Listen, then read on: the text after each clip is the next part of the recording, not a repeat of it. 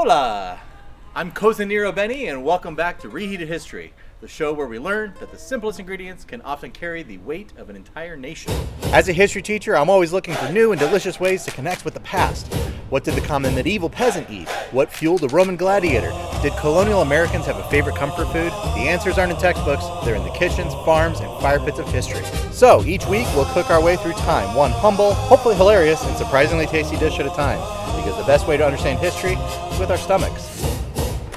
This is Reheated History.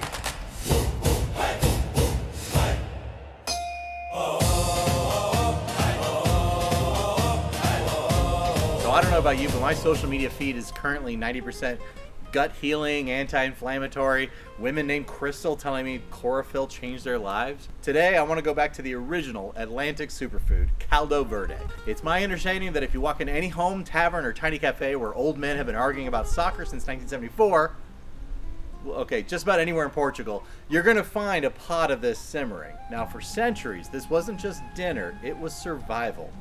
3 humble ingredients: potatoes, kale, and onions.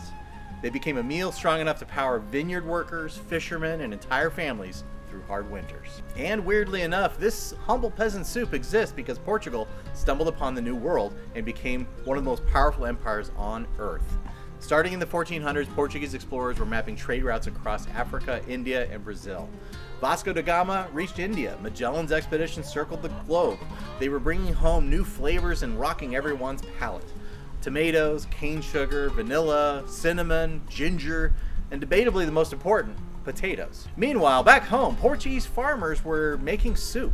Caldo Verde comes from the Minho region in northern Portugal. Green hills, foggy mornings, vineyards, stone cottages, the kind of place where soup feels less like food and more like an inheritance. But as the empire grew, the domestic economy at home remained largely agrarian. While the nobility were feasting on imported cinnamon and ginger, the common people relied on the Atlantic diet, heavy on vegetables, legumes, and minimal meat. Caldo Verde became the bridge between these worlds. It used the potatoes brought back from the New World and paired them with the ancient kale of the Old World. It was a dish that could be stretched to feed a large family by adding more water or thickened with a single slice of chorizo. This would add smoky, wealthy flavor to a poor man's bowl. Alright, to make this Portuguese staple, you're going to need 2 pounds of potatoes, Yukon Gold or similar for a creamier kind of base. 2 bunches of kale sliced as thin as you can possibly get them. 2 large onion diced, 4 cloves of garlic minced, 12 cups of water or chicken broth. I prefer chicken broth because it's got a little more flavor. Half a cup of extra virgin olive oil, salt and pepper to taste. Now to top it all off, you're going to need at least 8 ounces of chorizo or linguica, sliced into rounds. Now I had some trouble finding authentic Portuguese chorizo.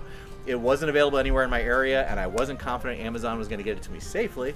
So I was able to find linguica at Whole Foods, and unfortunately, the one sausage that was gone was linguica.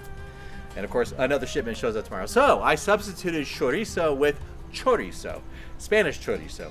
The flavors are definitely different, but I figured the chances of a neighboring country's sausage recipe making it across the border wasn't really that weird. Now, if you do this substitution like I did, make sure that you don't do Mexican chorizo. It is way different flavor, and it's definitely spicier. Step 1 is the base. In a large pot, saute your onions and your garlic in half of the olive oil until soft. Now add the potatoes and the broth, simmering until the potatoes are completely tender. Now step 2, we're going to have to mash it. Historically you use a wooden masher, but we're going to use a potato masher directly inside the soup. It's going to create a thick, opaque, creamy green tinted base. Now from what I've seen of modern recipes, your chunky or smooth level is totally up to you. Step 3 is adding the greens. Just before serving, drop in all the kale. Now you're going to want to cook them for about 2 to 3 minutes, just enough to soften them while keeping that vibrant verde color. And now the last step, the finish. Fry your chorizo slices in a separate pan until crispy and add 5 or so to each bowl with a final drizzle of fresh olive oil. All right, here it is, Caldo Verde from Portugal. All right.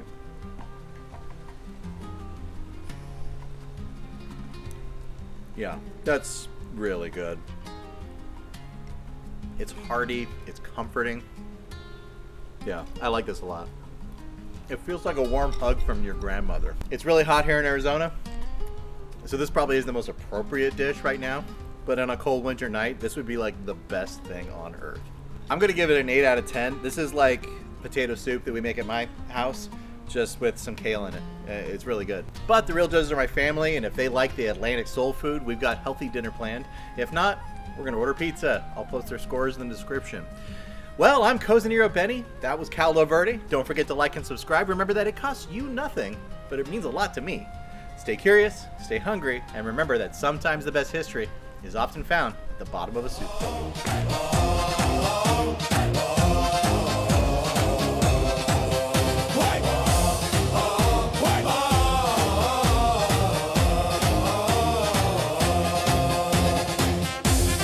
Step 1, the base. In a large pot, you're going to saute your onions and your garlic and half the olive oil until soft, that fucking train.